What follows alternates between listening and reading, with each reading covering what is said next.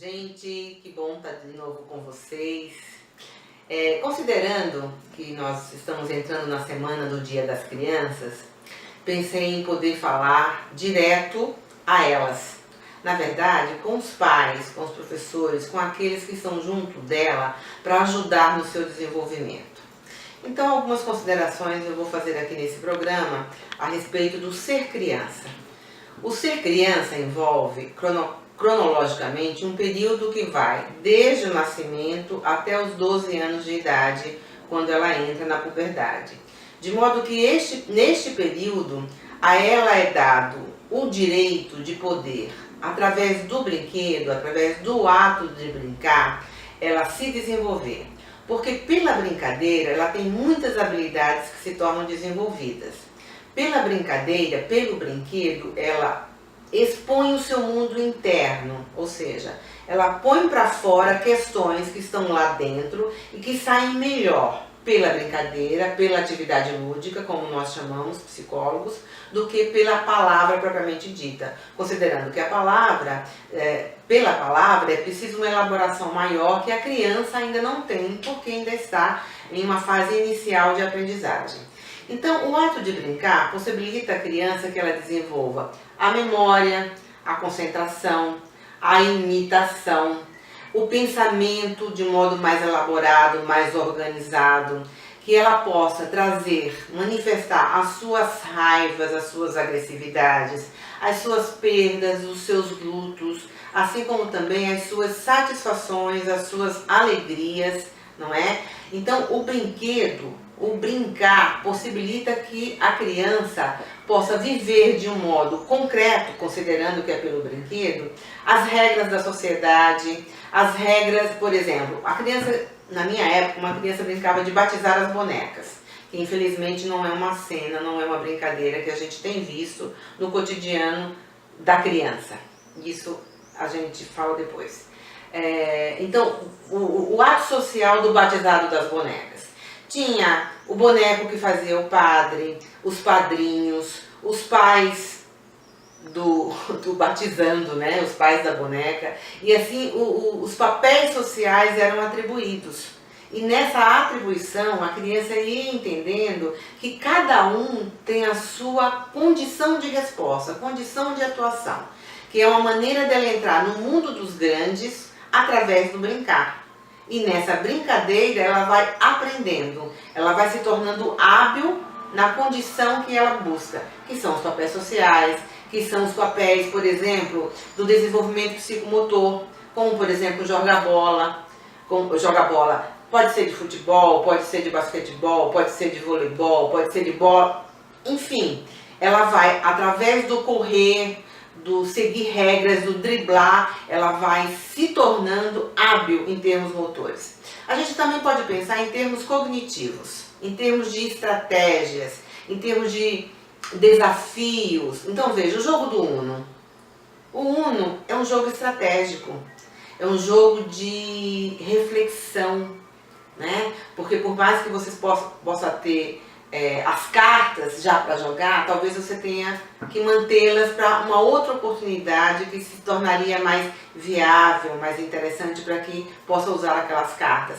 E isso é estratégico. Por exemplo, o jogo imobiliário também é estratégico. Também vai revelar a criança na sua organização temporal, espacial, cronológica, estrategista.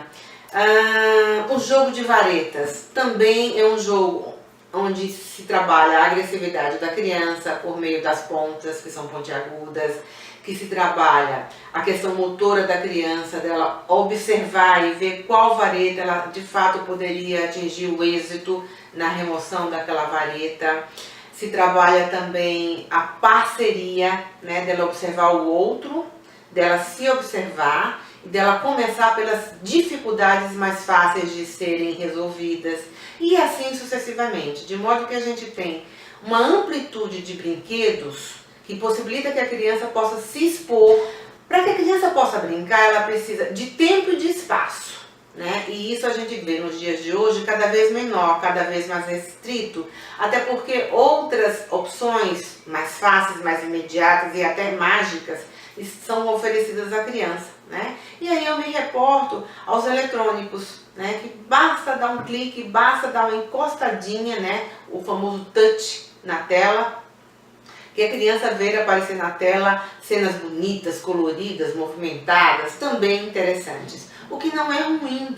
A questão é o quanto só se usa isso, né? Porque não se tem tempo, porque não se tem espaço para ela jogar uma bola, para ela de fato se espalhar, abrir todo um pote, um balde de Uno e aí poder exercitar a sua criatividade, a sua harmonia nas cores daquilo que ela está construindo e assim sucessivamente. De modo que não precisa ser brinquedo caro, né? O que ela precisa é ter brinquedos para que ela possa ativar a sua criatividade, ativar a sua psicomotricidade, ativar as suas faculdades cognitivas que estão lá, mas que ela só está usando para uma condição mais paradinha, mais quietinha, sem grande interação. Aliás, uma outra coisa que o brinquedo promove são os laços sociais e, consequentemente, os laços afetivos, né? E quando é um adulto que brinca com a criança,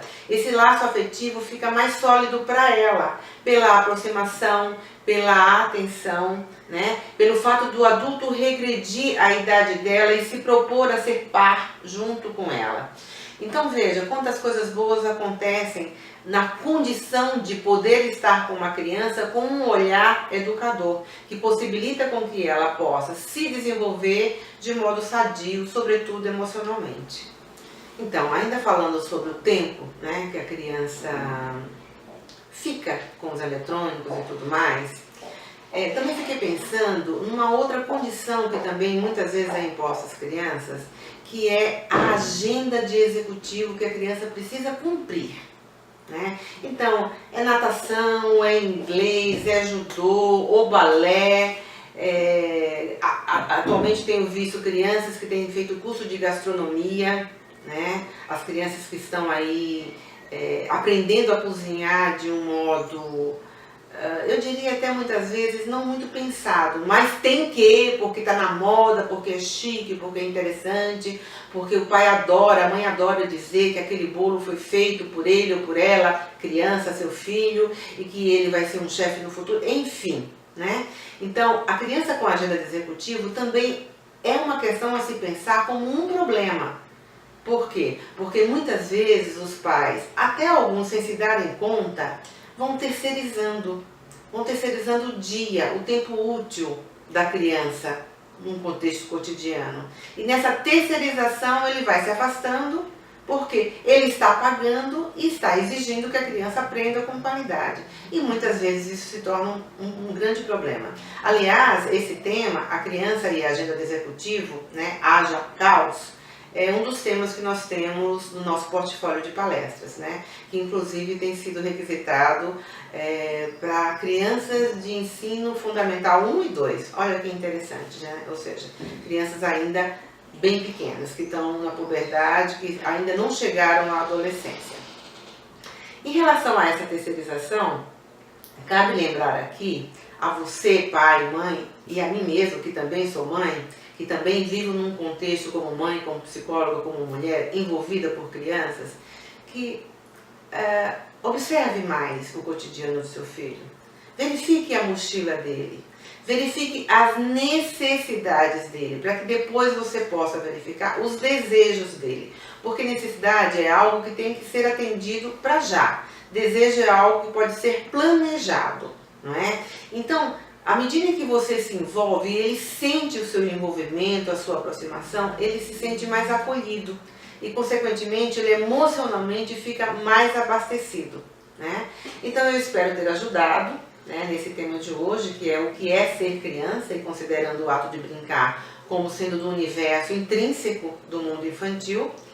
A você, criança, meus parabéns, né, por estar na sua semana mais especificamente destacada. Brinque muito, chame seus pais para essa brincadeira, explore de novo aquilo que está encostadinho lá, o quebra-cabeça, o jogo de varetas, o resta um, e tantas outras brincadeiras, outras formas de brincar concretamente que tem aí no mercado, nas lojas de brinquedos.